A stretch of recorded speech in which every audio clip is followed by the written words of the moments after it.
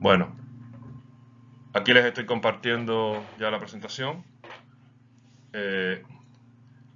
La clase que vamos a ver hoy trata sobre uno de los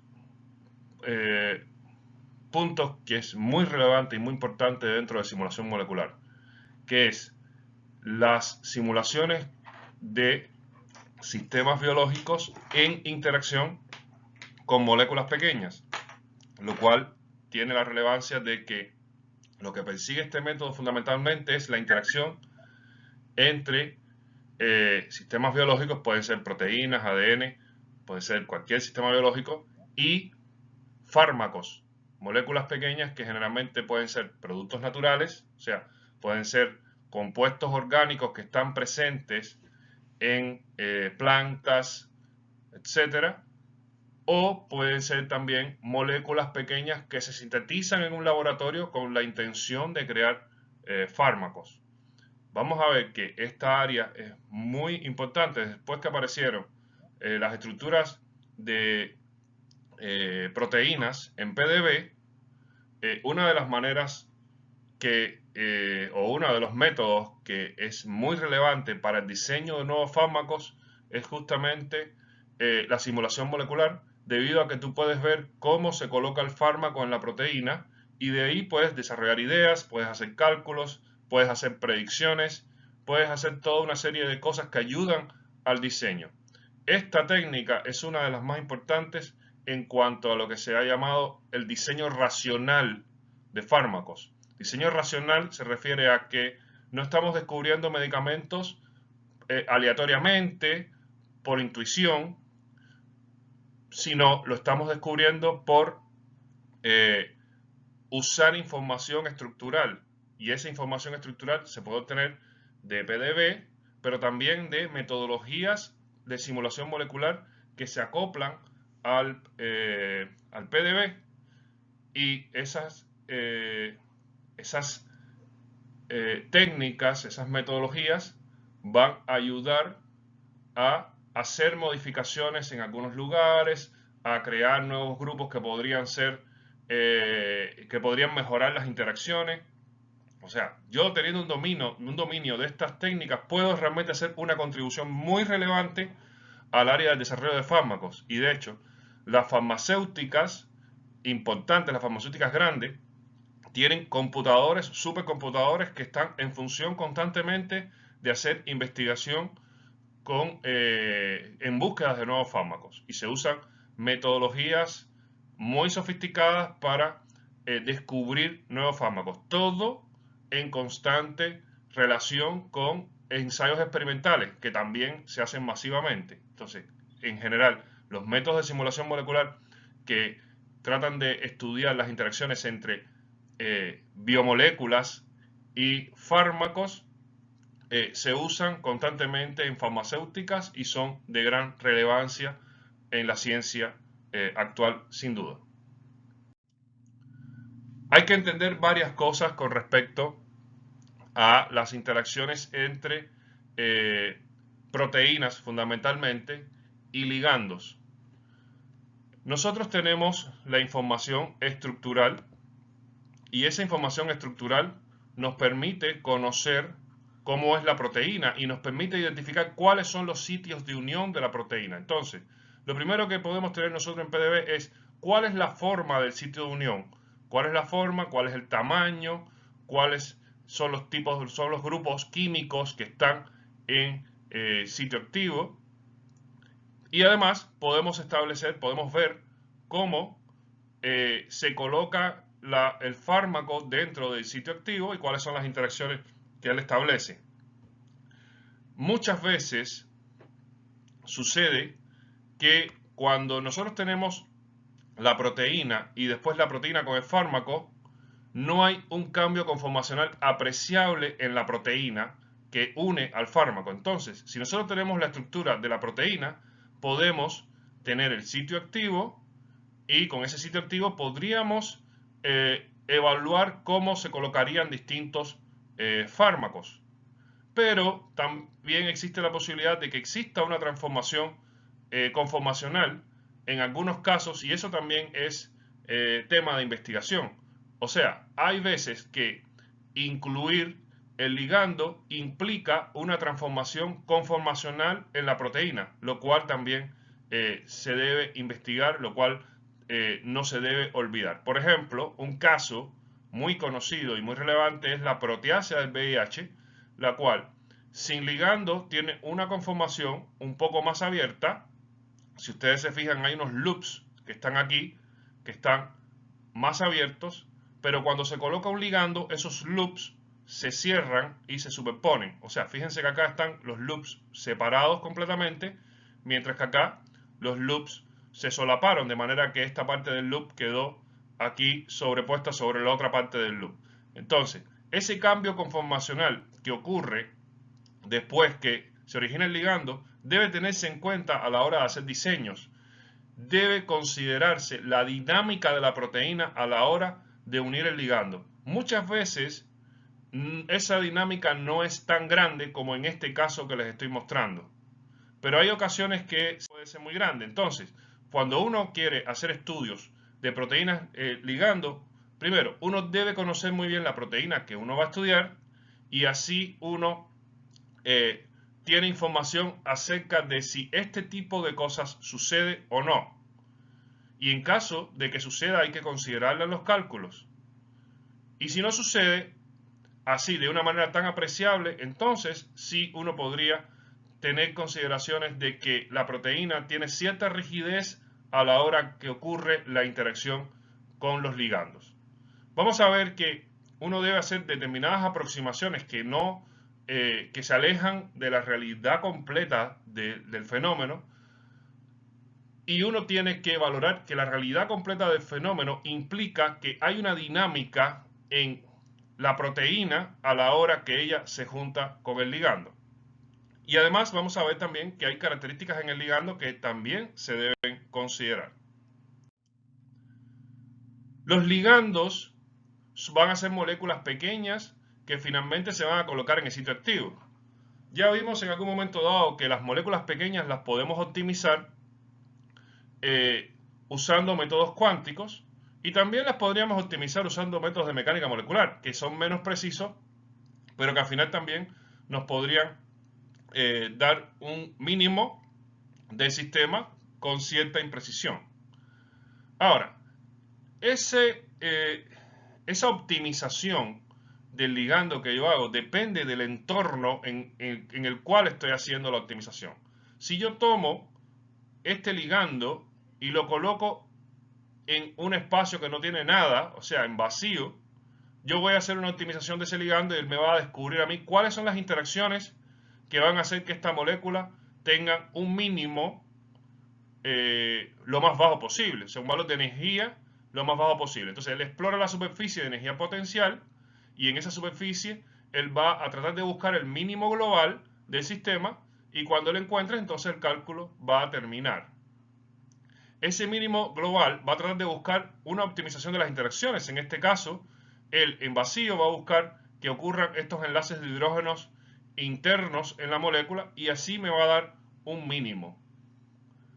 Si en vez de tener este sistema en vacío yo colocara este ligando en agua, vamos a ver que la presencia de moléculas de agua alrededor va a hacer que ya el ligando no tenga que tratar de buscar las interacciones internas entre sus grupos, y en lugar de eso va a formar interacciones con el agua que va a tener a su alrededor. Entonces, la superficie de energía potencial que va a explorar el sistema en este caso va a ser distinta, porque en este caso solamente teníamos este ligando, pero ahora vamos a tener el ligando y muchas moléculas de agua que lo rodean. Eso quiere decir que la superficie de energía potencial es distinta, por lo tanto el mínimo que se va a encontrar es distinto también. Entonces, el mínimo que yo encontraría de este ligando en agua va a ser distinto al mínimo que yo encontré de este ligando en vacío. Por supuesto que al tener ya un sistema donde tengo un ligando rodeado de moléculas de agua, va a ser difícil que yo pueda usar métodos cuánticos, porque el método cuántico tiene que ser usado con pocos átomos. Por lo tanto, ya supongamos que todo esto lo estamos viendo en mecánica molecular. En mecánica molecular el mínimo que él va a encontrar va a ser un mínimo que va a optimizar las interacciones internas del ligando. Cuando el ligando está en agua, entonces vamos a ver que no va a tener que hacer esto porque van a haber algunos enlaces de hidrógeno que se van a formar entre los grupos del ligando y las moléculas de agua que están a su alrededor. Ahora, si el ligando en lugar de estar en agua está en interacción con el sitio activo de una proteína, vamos a ver que la superficie de energía potencial también nuevamente va a cambiar. ¿Por qué? Porque el entorno del ligando ahora va a ser un sitio activo, va a ser un sitio de unión que va a estar lleno de aminoácidos que son los que van a ejercer las interacciones. Por lo tanto, el mínimo que se va a encontrar aquí en este sistema va a ser distinto al mínimo que se encontró en agua y va a ser distinto al mínimo que se encontró en vacío. El mínimo que voy a encontrar para un ligando determinado va a depender del entorno. En este caso el entorno es vacío, no hay nada. En este caso las moléculas de agua van a ejercer interacciones y en este caso van a haber residuos en el sitio activo de una proteína que van a ejercer interacciones también. Por lo tanto, las tres conformaciones son distintas. Si yo estoy estudiando las interacciones de un ligando con una proteína, no tiene sentido que tratemos de buscar un mínimo en vacío, porque ese mínimo en vacío no va a tener ningún significado para el caso de estudio que estoy haciendo. O sea, yo voy a realmente a necesitar un mínimo que se adapte a la forma del sitio activo. Ahora, ¿cuáles serían las interacciones que forma el ligando en el sitio activo y cómo se miden las fuerzas de esas interacciones? Primero tenemos que entender, la mayoría de los ligandos que se unen a una proteína en un sitio activo lo hacen de manera no covalente. Aunque existen ligandos covalentes, existen ligandos que llegan al sitio activo, hacen una reacción química y se unen covalentemente, lo cual hace que el sitio activo se bloquee de manera irreversible. Pero lo más común es que los ligandos llegan al sitio activo y ocupan el sitio sin formar interacciones covalentes con los residuos del sitio activo. Esas interacciones no covalentes van a ser interacciones químicas que van a establecerse según los grupos que tenga el ligando y según los grupos que tenga la proteína. En ese aspecto debemos identificar algunos tipos de interacciones. Primero, las interacciones por enlaces de hidrógeno. En las interacciones por enlace de hidrógeno vamos a ver que aquellos grupos que están en el ligando que contienen protones en nitrógenos u oxígenos van a ser capaces de formar interacciones con aquellos grupos que contengan oxígenos o nitrógenos y que estén deficientes de hidrógeno. Asimismo, aquellos grupos en los ligandos que contengan oxígenos o nitrógenos deficientes de hidrógenos van a ser capaces de formar interacciones con grupos que van a estar en la proteína, en los residuos de la proteína, que van a tener oxígeno o nitrógeno con hidrógenos. En este caso, cuando tenemos que un grupo nitrógeno u oxígeno va a tener un hidrógeno, para poder entregarlo, se va a decir que va a ser un grupo donor de protones. Y un grupo donor de protones va a formar enlaces de hidrógeno con un grupo aceptor de protones, que va a estar en la proteína. Si el ligando tiene un grupo que está con déficit de hidrógeno, que contiene oxígeno o nitrógeno con déficit de hidrógeno, entonces ese grupo va a ser un aceptor de protones y ese aceptor de protones va a interaccionar con un donor de protones que va a estar en la proteína. Por lo tanto, tenemos que ver esto como una complementación. Siempre que tenemos un grupo donor de protones, él va a interaccionar con un grupo aceptor de protones. Y si tenemos un grupo aceptor de protones, este va a interaccionar con un grupo donor de protones. Recuerden, esos protones tienen que estar sobre nitrógeno u oxígeno, que son aquellos átomos que son capaces de formar enlaces de hidrógeno. Vamos a ver que entre el nitrógeno y el oxígeno, una vez que se forma un enlace de hidrógeno, va a quedar una distancia que más o menos va a ser de 3 angstroms. Puede ser 2,8, puede ser 3, puede llegar hasta ser de 3,1, 3,2.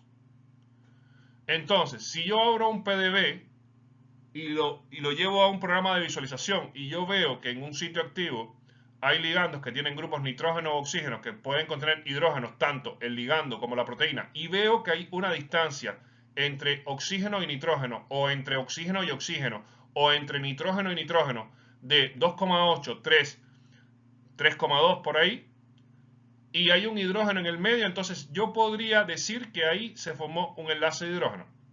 Además hay un requisito adicional, que es que ese enlace de hidrógeno debe tener un ángulo determinado. Eso es más difícil de detectar, pero en general vamos a ver que cuando tenemos una distancia entre ligando y el residuo de una proteína con oxígeno o nitrógeno en cualquiera de las dos partes y con un hidrógeno en el medio, vamos a ver que se formó un enlace de hidrógeno. Y ese tipo de interacción va a ayudar a fortalecer la unión entre ligando y proteína. Además de las interacciones por enlaces de hidrógeno, que son interacciones polares, vamos a ver que también se van a formar interacciones polares, pero que se van a establecer entre grupos cargados.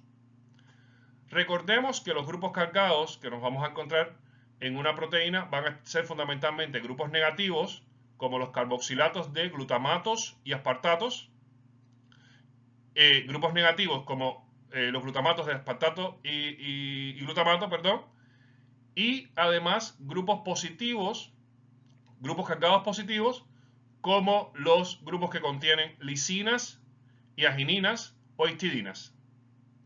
Bien, todos esos grupos, todos esos residuos cuando están en un sitio activo pueden interaccionar con grupos que vengan del ligando que los complementen.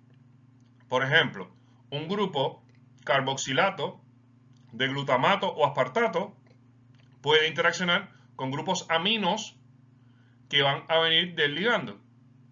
Esos grupos aminos se cargan y pueden formar grupos amonios. O sea, el amino cargado termina formando un amonio y este amonio que tiene carga positiva puede formar una interacción con un grupo de carga negativa. Estas interacciones de carga son mucho más fuertes que las interacciones de enlace de hidrógeno. Entonces, si yo tengo grupos cargados, esos grupos cargados pueden interaccionar con los grupos cargados complementarios, o sea, de carga contraria, que van a encontrarse en la proteína. Son interacciones polares también, y esas interacciones polares se van a complementar y van a provocar, van a ayudar, van a contribuir a tener mayor fuerza en la unión entre ligandos y proteínas. Existen otros tipos de uniones, por ejemplo, interacciones con metales. Los metales son capaces de interaccionar con ligandos, y esos ligandos pueden venir de distintos grupos. Pueden venir, por ejemplo, de tioles, pero también podrían venir de oxígenos o de nitrógenos también. Grupos que sean deficientes, que tengan una alta densidad electrónica. Y esos grupos que tengan alta densidad electrónica normalmente van a ser grupos que van a estar deficientes de protones. Por ejemplo, un oxígeno sin hidrógeno, un nitrógeno sin hidrógeno también, van a ser capaces de interaccionar con iones zinc. Tenemos que hay proteínas que contienen iones en el sitio activo. Estos iones normalmente pueden ser zinc, 2+, puede ser hierro, puede ser calcio, etc. Esos iones que se encuentran en el sitio activo pueden interaccionar con estos grupos que tengan densidad electrónica y que sean capaces de formar ligandos con esos metales. Y también podemos encontrar interacciones de tipo hidrofóbicas. Las interacciones del tipo hidrofóbicas son más débiles, pero esas interacciones de tipo hidrofóbica también ayudan a que se fortalezcan las interacciones entre ligando y proteína. Por ejemplo, si tenemos grupos CH3, grupos alquílicos, van a ser capaces de interaccionar con otros grupos CH3 alquílicos también, o con bencenos. Y también, si tenemos grupos aromáticos, van a ser capaces de interaccionar con otros grupos aromáticos y con bencenos también. Cuando tenemos grupos aromáticos, también se pueden formar algunos tipos de interacciones especiales, como son las llamadas interacciones pi-stacking, donde tenemos que dos benceno se pueden colocar de manera paralela o se pueden colocar formando una especie de T.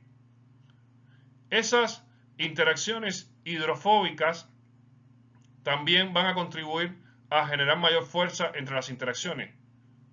Lo que vamos a ver es que generalmente en las interacciones entre ligandos y proteínas va a haber una tendencia de que los grupos polares van a estar cerca de grupos polares y los grupos hidrofóbicos van a estar cerca de grupos hidrofóbicos. También existen otras interacciones más difíciles de ver, como las interacciones pi-catión. Y estas interacciones pi-catión son un tipo de interacción polar que se va a originar debido a un fenómeno que ocurre en el benceno, que es que el benceno tiene una densidad de carga que se provoca por el anillo. O sea, el anillo funciona como una bobina y va a generar que se origine un tipo de carga negativa que va a estar frente a las paredes del benceno. O sea, por cada lado, si yo tengo un benceno, vamos a tener que haber una densidad de carga negativa aquí como en el centro, un poco hacia afuera, y esa densidad de carga negativa podría tener una interacción con un catión positivo que se le acerque. O sea, un grupo nitrógeno que esté cargado positivo podría tener interacción con ese benceno. Este tipo de interacción es un poco más sofisticada, pero es para que un poco se entienda de que hay muchos tipos de interacciones que podrían estar contribuyendo a la unión. Normalmente los campos de fuerza describen bien estas interacciones como los enlaces de hidrógenos, como las interacciones iónicas o puentes salinos y las interacciones hidrofóbicas. Y no les va tan bien con las interacciones que tienen que ver con metales y además estas interacciones pi-catión. Son interacciones que son un poco más difíciles de describir y eso uno también lo debe considerar a la hora de hacer cálculos, ya que los campos de fuerza son los que tienen la información de cómo se van a originar estas interacciones. Ahora, ¿cómo medimos qué tan fuerte es la interacción entre una proteína y un ligando? La manera de medirlo es a través de la constante de inhibición. La constante de inhibición o la constante de interacción va a ser una constante que va a reflejar qué tan fuerte es la unión entre un ligando y una proteína. Si yo quiero conocer qué tan fuerte se une un ligando y una proteína, entonces yo tengo que calcular experimentalmente el valor de la constante de afinidad o constante de inhibición si se trata de un inhibidor. Esa constante funciona de esta manera. Mientras más bajo sea el valor de la constante, mayor afinidad hay. O sea, si yo tengo un valor de KI de 0,001, eso me está reflejando mayor afinidad a si yo tengo un valor de KI de 0,1. Entonces, mientras más bajo es el valor de KI, mayor afinidad existe entre un ligando y una proteína. Y además, esa constante de inhibición se puede relacionar también con el delta G, que es el criterio de espontaneidad termodinámica a presión y temperatura constante, a partir de esta ecuación. O sea, delta G, que por definición es igual a delta H menos T delta S, o sea, delta H, que es variación de entalpía menos temperatura por variación de entropía, es también igual a RT logaritmo de la constante de equilibrio, donde en este caso la constante de equilibrio sería la constante KI. Aquí R es la constante de los gases, T es la temperatura, y aquí tenemos el logaritmo de la constante KI. Eso quiere decir que si yo tengo el valor de KI, yo puedo acceder a el valor de delta G a una temperatura determinada. O sea, si yo hago la medición a 30 grados, entonces yo, teniendo el valor de KI, puedo, usando el valor de 30 grados en Kelvin y la constante de los gases, puedo tener acceso al valor de delta G. Y ese valor de delta G es el valor termodinámico que me define a mí la espontaneidad de la interacción. Mientras más bajo el valor de delta G, más fuerte es la interacción entre la proteína y ligando. A nivel de cálculos, esta ecuación es muy importante, porque a nivel de cálculos computacionales, yo al valor que puedo acceder es al valor de delta G, es el valor de energía de unión entre ligandos y proteínas. O sea, si yo pudiera calcular de manera muy precisa la unión entre un ligando y una proteína, lo que yo podría obtener es el valor de delta G. Y si yo tengo ese valor de delta G con precisión, yo entonces lo podría convertir en valor de KI, y el valor de KI es el valor que se determina de manera experimental. O sea, a nivel de cálculo yo puedo obtener delta G, pero a nivel de experimentos yo puedo obtener KI. Y con esta ecuación yo relaciono el valor que se obtiene experimentalmente, que es KI, con el valor de delta G, que es el valor que se puede obtener a nivel de un cálculo.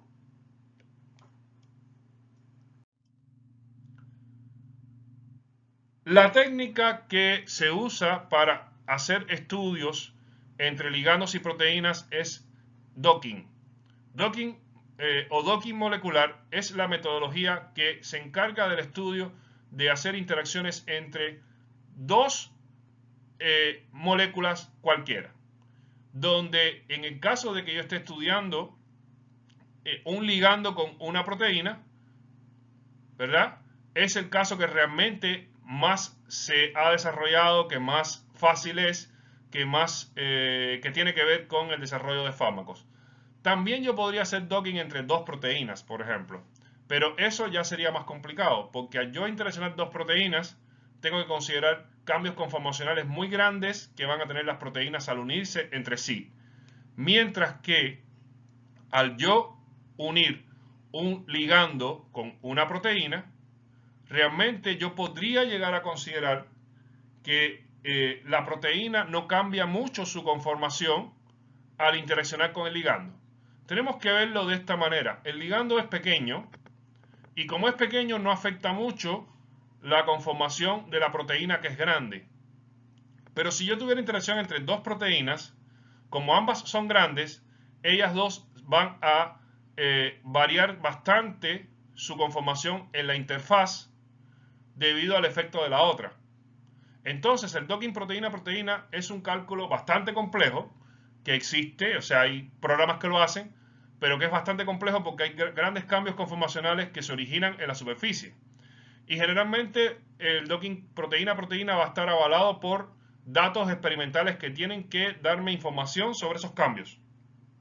Mientras que el docking proteína-ligando va a ser un poco más sencillo porque al final los ligandos son pequeños y en general podríamos asumir que la proteína no varía demasiado su conformación al colocarse el ligando.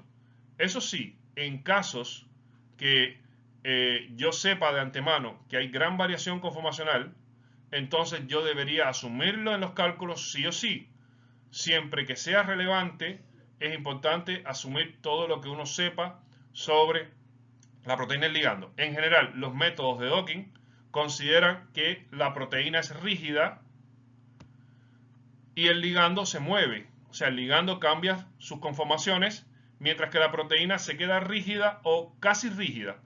Pero existen algunos métodos que permiten que uno haga movimientos también en la proteína. Métodos más avanzados de docking que se han ido desarrollando en los últimos años y que consideran también la flexibilidad de la proteína. Pero en general, el docking más sencillo, el docking que vamos a encontrarnos en todos los programas por ahí, va a tener la consideración de que la proteína se mantiene bastante rígida, mientras que el ligando va cambiando sus conformaciones.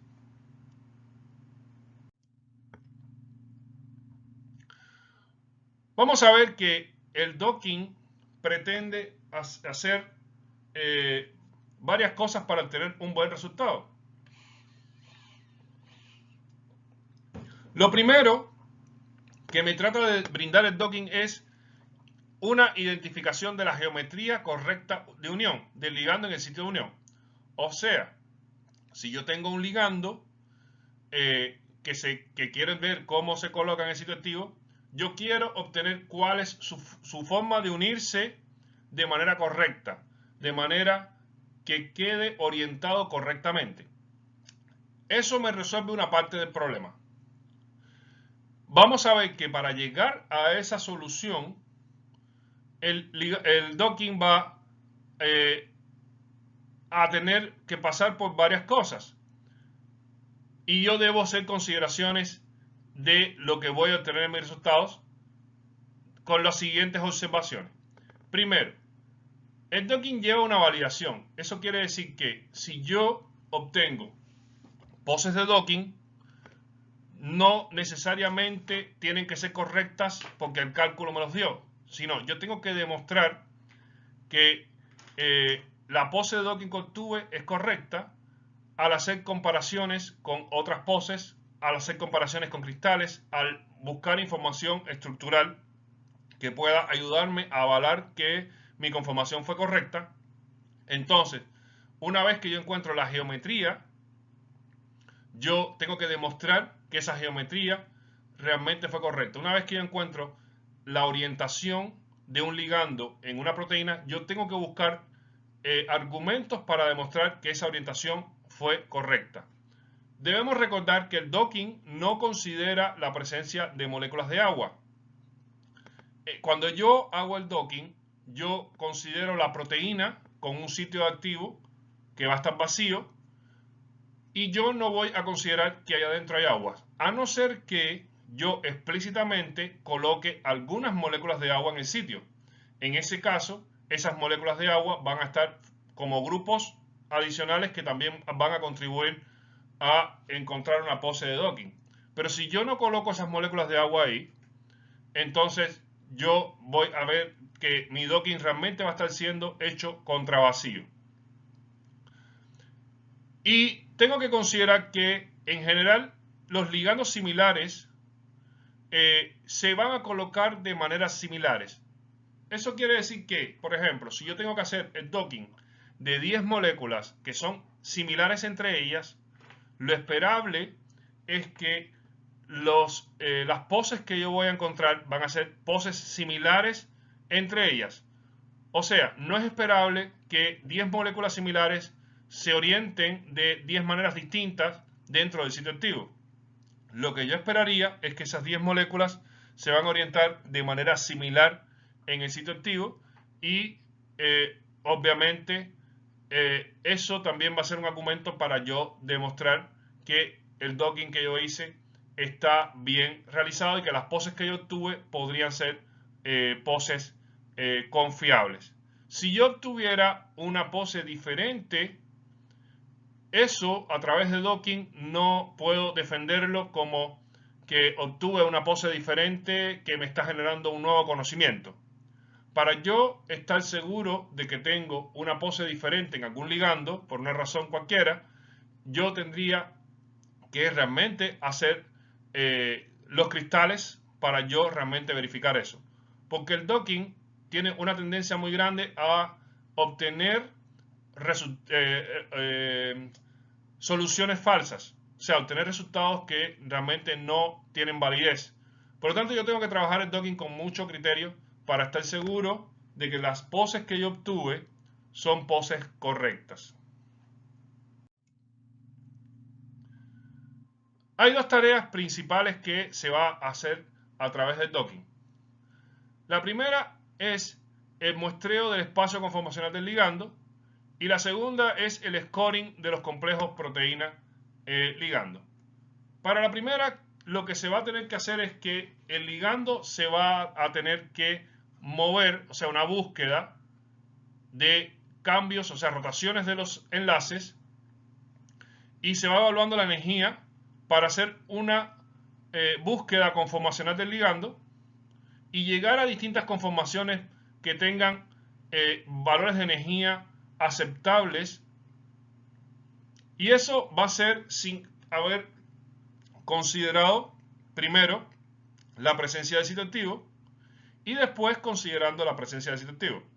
O sea, primero cuando yo tengo un ligando, ese ligando en vacío se va buscando los valores de energía, es como que se explora la superficie de energía potencial en vacío del ligando y después en una segunda parte ese ligando entra al sitio activo. Entonces aquellas poses que se encontraron como buenas poses en vacío y que se ajustan al sitio activo son mejoradas para optimizar las interacciones con el sitio activo y así se van evaluaciones de energía en el sitio activo. Todo eso va a ser parte de un muestreo del espacio conformacional del ligando. Ahora, después que yo obtengo el muestreo conformacional del ligando, por cada pose se establece valores de energía. Y entonces ahí el docking tiene que ser capaz de ordenar esos valores de energía para establecer un scoring. Y en ese scoring lo que se busca es que aquellas poses que sean las mejores poses estén en los primeros lugares del scoring. En los primeros lugares del scoring deberían estar aquellas poses que sean las más prometedoras. Y en general se puede ver que cuando uno trata de reproducir cristales a través de docking, se encuentra que la pose del cristal siempre, casi siempre, la mayor parte de las veces se encuentra entre las primeras poses de scoring. No siempre tiene que ser la primera de todas, pero está entre las primeras. Y cuando me refiero a estar entre las primeras, me refiero a que está entre la 1 y la 4. Entonces, cuando yo hago un docking, hay dos tareas que deben resolverse. Una, primero es el muestreo del espacio conformacional del ligando, que eso consiste en que el ligando va a ir rotando sus enlaces hasta y va a ir evaluando los valores de energía de esas rotaciones, primero en vacío y después se pasa al sitio activo y ahí hace una exploración de las interacciones con el sitio activo. Y además, una vez que se obtienen esas poses se deben ordenar para obtener las mejores poses, las mejores soluciones de la búsqueda que acabo de hacer.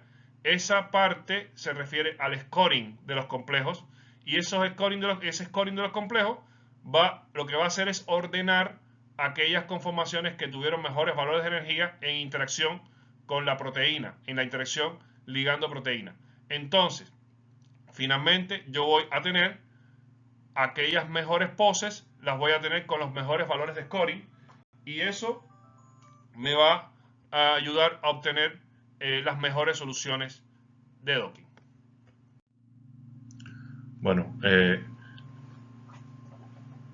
como vimos, es importante tener en el método de docking funciones de scoring que sean capaces de ordenar los resultados. Vamos a ver que el tema de las funciones de scoring es uno de los temas más importantes en el desarrollo de programas de docking, porque tenemos que tener un programa que sea capaz de darnos las mejores soluciones y de esa parte se encarga la función de scoring. Entonces voy a mencionarles acá algunos de los métodos que se usan como funciones de scoring para que tengan un poco de cultura sobre esto y solamente decirles que estos métodos se encuentran adscritos a los programas de docking más populares que existen actualmente. Las funciones de scoring se pueden basar en muchos principios, por ejemplo en complementariedad de forma y química, o sea que tienen que tener los compuestos, los ligandos y los residuos tienen que complementarse en cuanto a forma, que se ocupa el sitio activo, y además químicamente tiene que haber compatibilidad formando las interacciones de las cuales le había hablado previamente, en las interacciones de enlace de hidrógeno, de interacciones hidrofóbicas, interacciones por cargas, etc. Vamos a ver que están las funciones de scoring empíricas, las que están reglamentadas por campos de fuerza, las que están basadas en conocimiento y van a estar también las funciones de scoring de consenso. Tenemos que las que son de complementariedad de forma y química. Lo que tenemos es que tomas la superficie de la proteína que sea accesible al ligando y se identifica cuáles son las zonas hidrofóbicas, cuáles son los grupos donores de enlaces de hidrógeno, cuáles son los grupos aceptores de enlaces de hidrógeno y luego se hace lo mismo con la superficie del ligando. Entonces, la búsqueda va a consistir en tratar de complementar la parte hidrofóbica del ligando con la parte hidrofóbica de la proteína. Además, los grupos que sean aceptores de protones del ligando con los donores de protones de la proteína y los grupos que sean, los grupos que sean donores de protones del ligando con los grupos aceptores de la proteína y los grupos que sean aceptores del ligando con los grupos donores de la proteína. Y de esa manera buscar complementariedad. O sea, eso sería la complementariedad química. Y además tenemos que se evalúa la forma que va a tener el sitio activo y el ligando también debe adaptarse a esa forma. Entonces, en base a esa búsqueda, uno va a poder encontrar la mejor pose del ligando dentro del sitio activo de la proteína. En el caso de los campos de fuerza, recordemos que los campos de fuerza van a tener componentes que van a ser las componentes no enlazantes, las componentes de Van der Waals, las componentes, perdón, de los potenciales de Lennard-Jones, y vamos a tener las componentes coulomбicas, y en evaluación de esas componentes, entonces uno calcula el valor de energía de interacción y así se evalúa el scoring.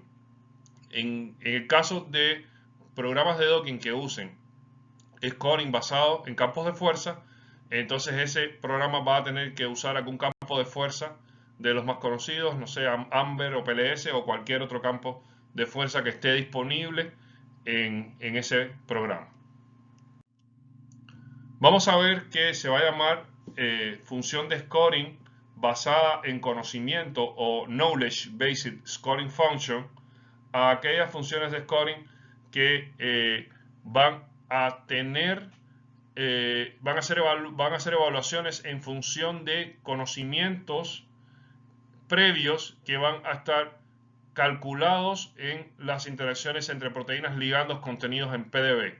O sea, estas funciones de scoring lo que van a hacer es que van a contener información que ya se encuentra en PDB y van a tener evaluaciones ya de esas informaciones y esas evaluaciones las van a usar para mejorar las evaluaciones que se hacen en el proceso de scoring de docking. Vamos a ver que este tipo de función normalmente se usa acoplado a otros tipos de funciones, porque esta función de en base a conocimiento realmente lo que busca es mejorar las interacciones en función del conocimiento previo que se tiene. Y vamos a decir que tenemos una función de scoring consenso cuando tenemos una función de scoring que integra múltiples funciones de puntuación para producir una puntuación de consenso. Al final, por ejemplo, si yo tengo una función de scoring que usa varios de los métodos mencionados previamente, basados en campos de fuerza, basados en complementariedad de forma y química, y basados en conocimiento previo, entonces puedo crear una función de scoring más potente y esa función de scoring estaría considerando varios aspectos en un único valor. Y ese tipo de función de consenso realmente es lo que más nos vamos a encontrar en docking, porque las funciones de scoring cada vez se han hecho más complejas para poder considerar cada vez mejores resultados y para tener un performance cada vez más adecuado a la complejidad de los sistemas que se están analizando. En general, cuando yo hago un docking, hay varias maneras de evaluar si el docking es aceptable o no. En principio, cuando yo hago un docking de una molécula conocida, la manera de yo evaluar si ese docking fue correcto o no es a través de cálculos de Root Mean Square Deviation, RMSD, donde les recuerdo que el Root Mean Square Deviation se refiere a la diferencia que existe entre la posición entre algunos átomos que fueron calculados de alguna manera y los valores de la referencia, una referencia que yo asumí como referencia. Por ejemplo, en dinámica molecular habíamos visto que el RMSD se calcula con respecto al cristal. Yo tengo, por ejemplo, el cristal de una proteína o a la posición inicial que tenía ese cristal después que le hice minimización. Entonces, yo tomé como referencia las coordenadas de las posiciones de los átomos en un inicio. En el caso de docking, yo lo que puedo hacer es que reproduzco reproduzco la forma, la orientación de un ligando en un sitio activo conocido. Por ejemplo, tengo acá en PDB el ligando que está en verde y entonces en color púrpura tengo el resultado de docking. Lo que yo busco es obtener la misma pose y si ustedes se fijan, lo que está aquí en púrpura es bastante parecido a lo que está en verde. Eso quiere decir que se reprodujo bien la pose que tenía el cristal y eso me está demostrando que mi docking está bien, que está dándome buenos resultados. Ahora, si bien eh, son parecidas las dos poses, no son exactamente iguales.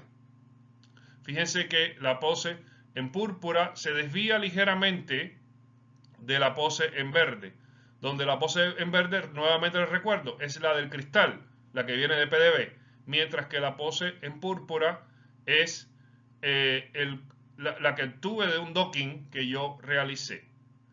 Si la pose en púrpura hubiera dado perfectamente encima de la pose en verde, entonces el RMCD hubiera sido 0. Cuando se desvía la pose en púrpuras de la pose en verde, entonces ese RMCD va subiendo.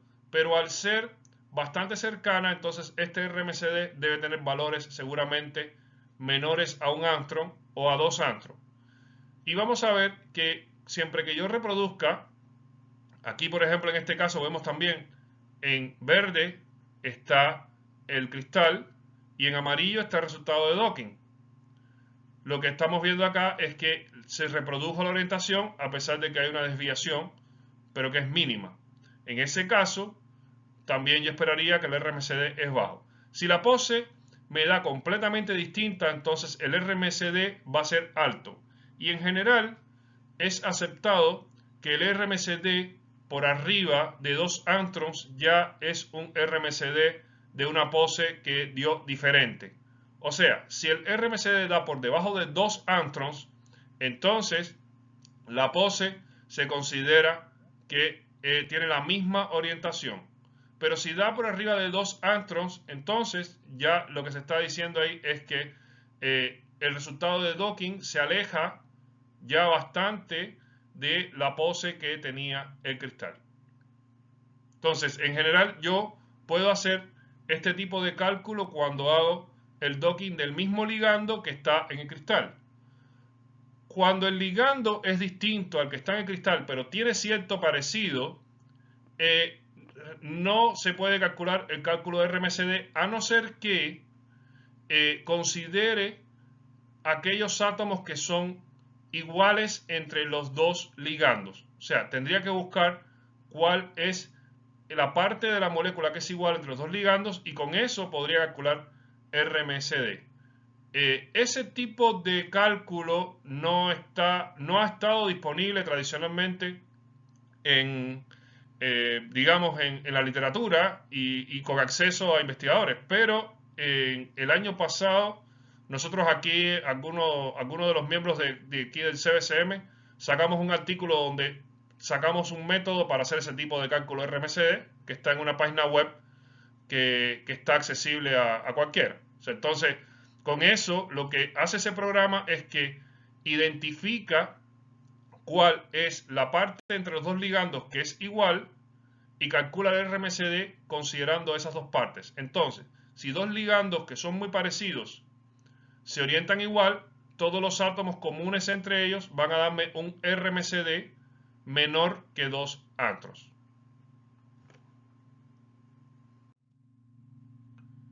Bien, de cierta manera el docking tiene la intención de ayudar al diseño de nuevos fármacos, pero como tal el docking lo que hace es que busca la orientación de los fármacos, que ya son conocidos o de fármacos que yo estoy tratando de crear. Ahora, existen métodos de docking que van un poco más allá y que intentan crear nuevos fármacos en el mismo proceso de docking. Y de ahí se derivan los que son llamados los métodos diseño de novo, que son métodos de docking, pero que buscan hacer el docking solamente de algunos fragmentos moleculares, no de todo. Para eso el diseño de novo lo que busca es una especie de estrategia que haga una búsqueda de fragmentos y no de la molécula entera. Un ejemplo de diseño de novo, por ejemplo, sería que yo tomo un sitio activo y revise cuáles son los grupos químicos que están en el sitio activo y trate de crear complementar los sitios activos. Para eso identifico cuáles son los grupos. Entonces aquí, por ejemplo, hay un grupo cargado negativo, entonces tiene que haber un grupo cargado positivo. Aquí tengo un grupo con déficit de protones, entonces aquí debería haber un grupo con protones. Si aquí tengo un grupo con protones, entonces aquí debería haber un grupo con déficit de protones. Y si aquí tengo grupos hidrofóbicos, entonces aquí deberían haber grupos hidrofóbicos. Y en base a eso se genera una molécula que se adapte a esta forma. Este tipo de molécula, por ejemplo, cumpliría, porque acá tendríamos un grupo cargado que complementa la carga negativa, aquí tenemos una carga positiva, aquí tenemos un grupo que contiene hidrógeno que puede cederlo a este grupo que tiene déficit de protones, aquí tenemos un grupo que tiene déficit de protones que puede recibir el protón del ligando que está acá, y acá tenemos grupos hidrofóbicos que interaccionan bien con los otros grupos hidrofóbicos que están en el ligando. Una vez que tengo eso, entonces yo podría fijar los grupos que son esenciales para las interacciones con la proteína y cambiar el resto. En ese caso, la búsqueda implicaría el que yo fije estos grupos y tendría que buscar nuevos grupos que llenen todo esto de manera que sean ligandos distintos. Este tipo de estrategia, si se fijan, no es un docking como tal de todos los ligandos, sino lo que está buscando es una búsqueda de docking de algunos fragmentos del ligando. Eso es otro tipo de docking que se conoce como diseño de novo. Y este diseño de novo lleva a poder crear nuevos ligandos en el mismo cálculo.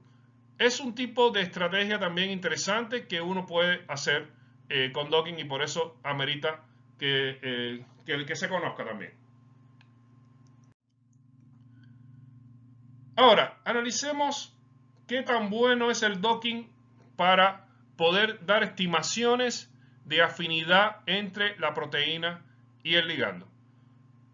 Vamos a ver que en general podríamos colocar el docking acá. Y acá tenemos que estaría el método de mayor velocidad, el método más rápido de aplicar, sería el docking, pero en cuanto a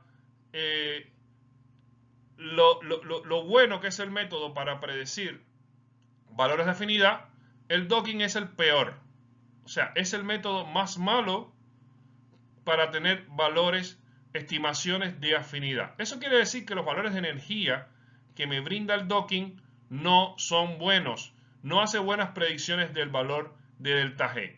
Si nosotros comparáramos el docking con otros métodos que están disponibles, vamos a ver que el docking es el peor método para dar buenas afinidades de valores de delta G. Entonces, si consideramos lo que hace el docking, que es predecir las poses de los ligandos en el sitio activo y además evaluar los valores de energía libre que tienen esas poses en el sitio activo, vamos a ver que en cuanto a obtener las poses, el docking es un excelente método. El docking es un método que es capaz de darme buenos resultados en cuanto a la predicción de poses de ligandos en un sitio activo.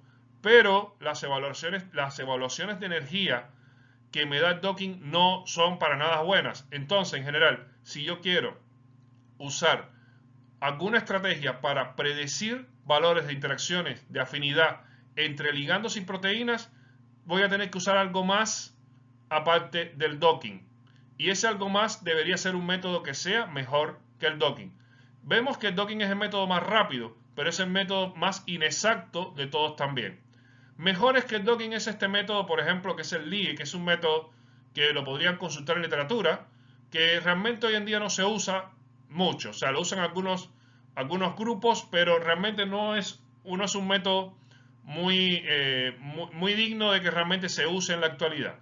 Y mejor que el LIE, vamos a ver que están los métodos MMPDCA y MMGBCA, que de cierta manera son más exactos, aunque tampoco son lo suficientemente exactos como para uno poder decir ya descanso en los métodos MMPDCA o MMGBCA.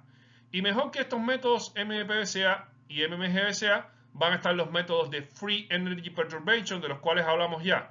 Les recuerdo que los Free Energy Perturbation son aquellos métodos que me permiten hacer cambios alquímicos a través de dinámica molecular.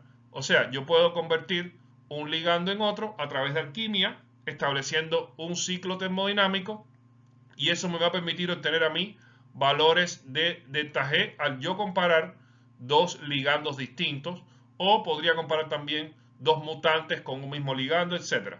Yo tengo que establecer un ciclo termodinámico donde comparo dos ligandos que deben tener cierto parecido, donde establezco los valores intermedios de lambda que me van cambiando de un ligando al otro para obtener valores de energía libre. Bien, este método, el FEP, realmente es el más exacto para yo obtener valores de energía libre en cuanto a comparaciones entre ligandos, pero tiene muchas limitaciones.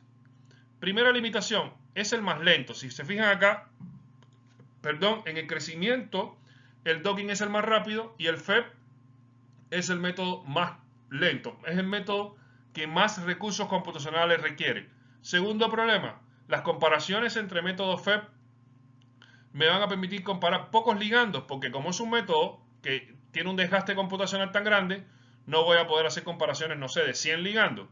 Mientras que con el docking yo podría comparar 100, 200, millones de ligandos, porque trabaja de manera muy rápida.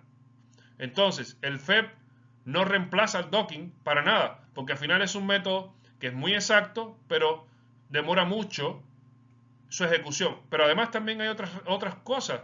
El FEP también además debe servirte para comparar ligandos muy parecidos. Si los ligandos no son parecidos, entonces el FEP funciona peor, porque la alquimia requiere de que yo transforme un ligando en otro. Y si esos ligandos distan mucho uno del otro, esa transformación va a tener mayor cantidad de errores y entonces voy a tener un cálculo más inexacto. Así como sacando un consenso, podríamos decir que el método más interesante, aparte del docking, sería el MMPDCA y MMGCA. Este método me provee un poco más de exactitud con respecto al docking, sin llegar a la exactitud que debería darme un FEP. Pero en el caso de MMPDCA también va a ser un método bastante rápido, no es un método tremendamente lento. Ahora, ¿qué sucede? Que generalmente el MMPDCA y MMGBCA, para obtener mejor resultado, se calcula sobre poses de trayectoria dinámica. Lo que se hace es que se obtiene un docking, después esto se prepara como para hacer dinámica molecular, y con la dinámica molecular entonces yo obtengo en las varias poses, y en esas varias poses le aplico MMPDCA. Con eso yo puedo obtener mayor exactitud en los cálculos de MMPDCA, porque la dinámica molecular me va a permitir acceder a varias poses, a distintas poses, que me van a permitir obtener valores de energía promedio con respecto a solamente un valor de energía que tenía por acá por docking. Entonces, en ese sentido, los valores que obtengo por MMPDCA me dan mayor exactitud y me ayudan a obtener mejores resultados en ese sentido. Es un método más rápido, menos rápido que el docking, pero igual no es tan lento. Y además es un método también que lo puedo aplicar a cualquier cantidad de ligandos. O sea, no importa la cantidad de ligandos que yo tenga, yo puedo aplicar MMPDCA y MMGBCA a muchos ligandos. Ahora, ¿por qué es más exacto MMPDCA y MMGBCA? Vamos a ver que estas siglas MMPDCA y MMGBCA se refieren a MM, Molecular Mechanics, y PBCA es Poisson-Boltzmann Surface Area, o sea, Poisson-Boltzmann PB Surface Area SA. Mientras que MMGBCA, que es un método muy parecido, se refiere a MM, Molecular Mechanics, y GB es Generalized Board Surface Area, donde vamos a ver que Generalized Board y Poisson-Boltzmann son dos variantes del mismo tipo de cálculo, donde Generalized Board es levemente más rápido. Pero vamos a ver que en general vamos a encontrar que algunos métodos, algunos programas traen aplicaciones de MMGBCA y otros traen aplicaciones de MMPBCA, donde ambos realmente son bastante similares y no tienen grandes diferencias, ya que la diferencia de rapidez que puede haber entre uno y otro no es relevante para el tipo de computadores que tenemos hoy en día. Entonces, vamos a ver que por parte de la vamos a tener aquí la información de energía interna del sistema. O sea, en mecánica molecular vamos a tener todo lo que son los componentes de energía del sistema que vienen de los campos de fuerza. En función de PV o GB, o sea, en Poisson-Boltzmann o Generalized Board, vamos a tener la contribución electrostática a la solvatación. O sea, en MMPBCA y MMGBCA va a haber una interacción, va a haber una contribución a la solvatación que se va a analizar, donde PV o GB van a tener la contribución electrostática, mientras que Surface Area va a tener la contribución no polar a la solvatación. Entonces, los términos PBCA o GBCA van a proveer una contribución a la solvatación, y eso es lo que va a generar una diferencia con respecto al docking. El docking no analiza la solvatación, el docking no considera la presencia de moléculas de agua. En el caso de PBCA y GBCA, no considera la presencia explícita de moléculas de agua, pero considera la solvatación con algunos cálculos adicionales. Y eso es lo que hace que los métodos MMPBCA y MMGBCA tengan algo más de exactitud con respecto a los cálculos de energía de docking. En cuanto a el valor de entropía, tenemos que los cálculos MMPBCA y MMGBCA no lo consideran, como tampoco lo consideran los cálculos de docking. O sea, los cálculos de entropía son una historia completamente distinta que no se consideran. Recordemos que delta G es igual a delta H menos T delta S. El término T delta S, que es el que considera la entropía, no se considera en los cálculos de energía libre que se hacen ni en docking ni en MMPBCA o MMGBCA. Solamente, realmente lo que se está calculando aquí son términos entálpicos. Vamos a ver que en el caso de MMPBCA y MMGBCA, ellos van a tener los valores de energía de mecánica molecular y los valores de solvatación dados por el PBCA, donde eso se aplica al complejo proteína ligando, al receptor y al ligando. O sea, los términos de mecánica molecular se aplican al complejo y se le resta el receptor sin ligando y se le resta el ligando, todo en mecánica molecular. Y además se hace también lo mismo, pero en los términos de solvatación. O sea, solvatación del complejo, solvatación PBCA del complejo, menos solvatación del receptor, menos solvatación del ligando. Donde el delta S debería calcularse así también, pero como ya les dije, no se calcula. En el caso de la mecánica molecular, tenemos que los términos que van a estar contemplados aquí en mecánica molecular son los términos que ya conocemos de los campos de fuerza. Términos de enlace, términos de ángulo, términos de torsión, términos de Van der Waals dado por un Lennard-Jones y términos electrostáticos que están dados por ecuación de Coulomb. Todo eso va comprendido aquí dentro de la energía MM. Mientras que la energía de solvatación PBCA me va a calcular otro tipo de términos que están relacionados con la solvatación. A partir de estas consideraciones en el complejo, receptor y ligando, entonces se obtiene el término de delta G de PBCA que incluye a todos estos términos. Bien, acá solamente mostrarles que el MMPBCA y MMGBCA también hace como una especie de ciclo termodinámico donde hace intercambios entre dos tipos de solventes y de esa manera es como analiza los términos de solvatación. Ahora, más detalles de esto realmente no vale la pena verlos ahora, porque realmente los términos de solvatación tienen muchas variantes para ser analizados. Incluso hay algunas variantes que incluyen presencia de términos analizados por cuántica o presencia de grupos de aguas que estén explícitamente, pero en el caso de MMBCA solamente saber que hace como una especie de ciclo termodinámico donde él hace como una especie de cambio de solventes para considerar un componente más polar y un componente más apolar, y el objetivo realmente es obtener una corrección, llegar a una corrección de los efectos de solvatación en las interacciones ligando proteína. Bien, como les decía, para calcular MMPSA y MGSA en general, se usa dinámica molecular para generar un conjunto representativo de las estructuras. Se toman instantáneas representativas de las trayectorias, o sea, tomo varios poses, se elimina el solvente explícito de las dinámicas moleculares y con eso se calculan, se hacen los cálculos de MMPSA donde se obtienen los valores de energía libre. En general, eso es lo que uno hace en metodologías estándar para obtener valores de MMPSA. ¿Qué es lo que se obtiene? Bueno, se obtiene un valor de energía por cada pose. Se promedian esos valores de energía y con eso obtenemos un valor de energía libre más preciso que el que se obtenía por docking. Aunque recordemos, la precisión de MMPSA y MMGSA, si bien es superior a la de docking, sigue siendo una precisión baja.